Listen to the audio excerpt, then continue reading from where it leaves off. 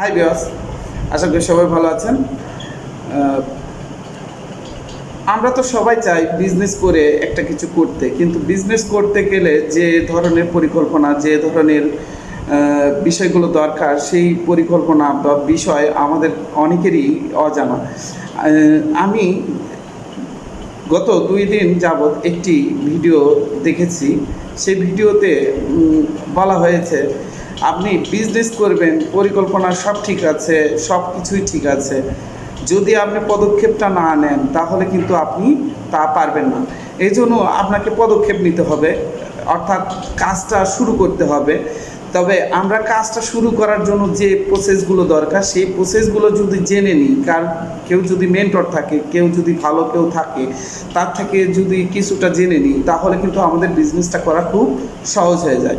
আমাদের এমন পণ্য নিয়ে ব্যবসা করা উচিত যে ব্যবসাটি সবসময় থাকবে। এই পণ্যটা যদি আমরা বের করতে পারি, তাহলে কিন্তু আমাদের বিজনেসটা কিন্তু সহজেই দাঁড় হয়ে যায়।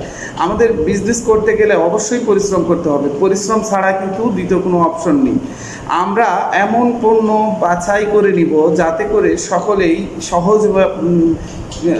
করে সকলেই উপকৃত হতে পারে এবং সকলেই ওটা দ্বারা একটা বেনিফিটেড কিছু পায়।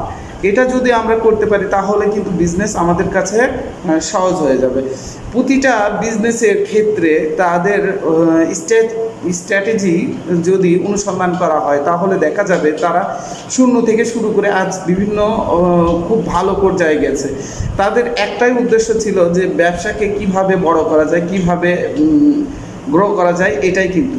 তো আমি চাচ্ছিলাম যে আপনাদের সাথে বিজনেসটা নিয়ে, বিজনেসের সম্পর্কে কথাগুলো নিয়ে আলোচনা করি। এর উপর আমরা বিভিন্ন ধরনের তথ্যগুলো আপনাদের দেওয়ার চেষ্টা করব, যাতে করে আপনাদের উপকার হয় এবং পরবর্তীতে যাতে একটা কিছু করা যায়। এই নিয়েই আমি সামনের ভিডিওগুলোতে আশা করি কথা বলবো। আজ এ পর্যন্তই। আল্লাহ হাফেজ।